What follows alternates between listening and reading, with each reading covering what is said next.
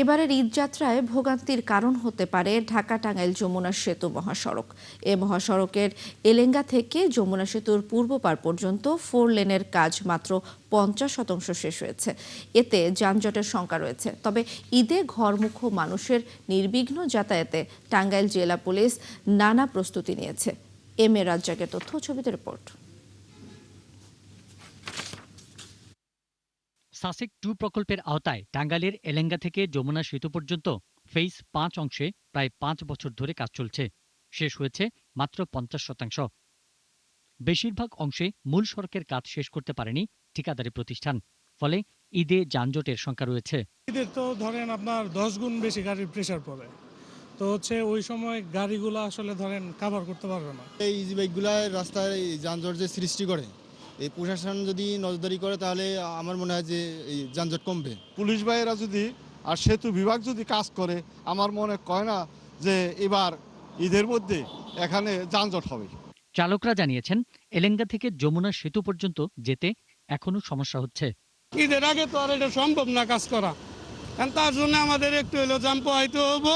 রাস্তা তো 4 লেনের রাস্তা না, 1 লেনে চলাচল করবো, ঘন্টার পর ঘন্টা দামে করে থাকুন লাগবো, এটাই আমাদের অসুবিধা। ছুটিটা দিতেও ভাঙ্গা একসাথে যদি ছুটি দেয় তাহলে মানুষ ভোগান্তিতে পড়বে। তবে সড়ক নির্মাণ প্রকল্পের কর্মকর্তা দাবি করেন, 50% কাজ শেষ হওয়ায় যানজট হবে না।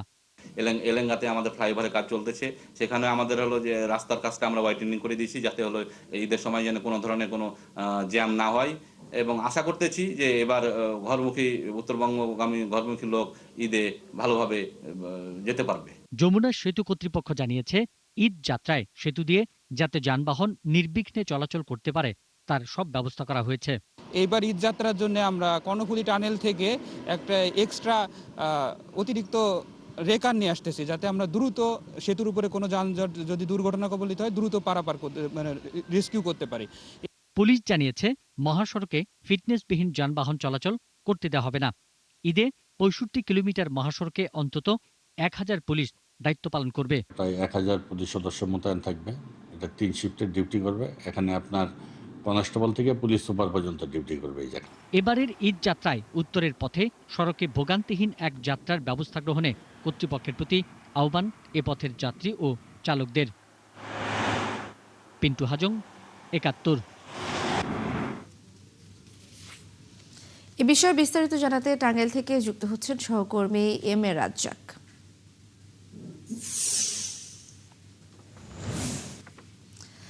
রাজ্জাক, ঈদ যাত্রায় ভোগান্তি কমাতে কি পদক্ষেপ নিচ্ছে প্রশাসন?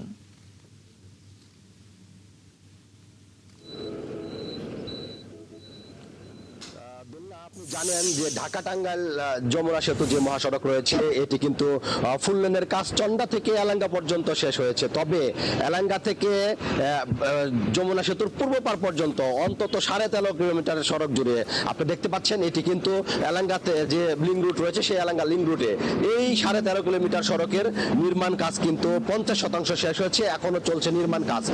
পুলিশ যেটি বলছে যে কিছুটা হলেও ফুল লেনের সুবিধা পাবে এই 13.5 কিলোমিটার সড়কে, যে কারণে যানজট না লাগার সম্ভাবনাও তারা বলছেন যে 1000-এরও অধিক পুলিশ এই মহাসড়ক জুড়েই তারা তাদের দায়িত্ব পালন করবেন যানজট নিরসনের জন্য, যাতে যানবাহনের গতি থমকে না যায়, যাতে দীর্ঘ যানজট না হয়।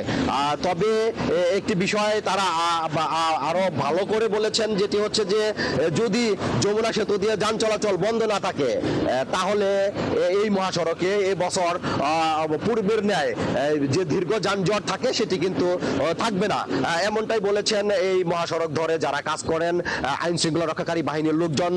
তারা কিন্তু এই প্রত্যাশা এই আশা ব্যক্ত করেছেন।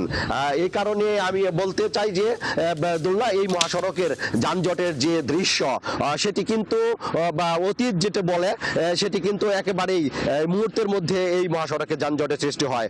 যদি পুলিশের দায়িত্বহীনতা এবং সেতু কর্তৃপক্ষের দায়িত্বে অবহেলা আর লক্ষ্য করা যায় তাহলে কিন্তু যানজট মুহূর্তেই লাগবে, এমনটাই বলছে যানবাহনের চালক এবং যাত্রীরা। তাই এই ঈদে যদি ঘরমুখো মানুষ স্বস্তিতে বাড়ি ফিরতে চায় তাহলে অবশ্যই তারা বলেছেন যে মহাসড়কের যারা দায়িত্ব পালন করবেন তারা যদি সততার সাথে নিষ্ঠার সাথে দায়িত্ব পালন করে তাহলে অবশ্যই এবছর যানজটের অনেকটাই কম থাকবে বলে তারা বলেছেন। রাজ্জাক, আপনাকে ধন্যবাদ।